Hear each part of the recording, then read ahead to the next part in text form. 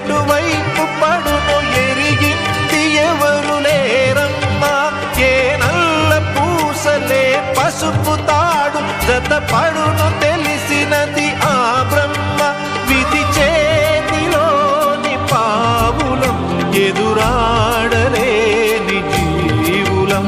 నీవైనా నేనైనా ఆ దైవం తీర్పు మన్నించాలమ్మా.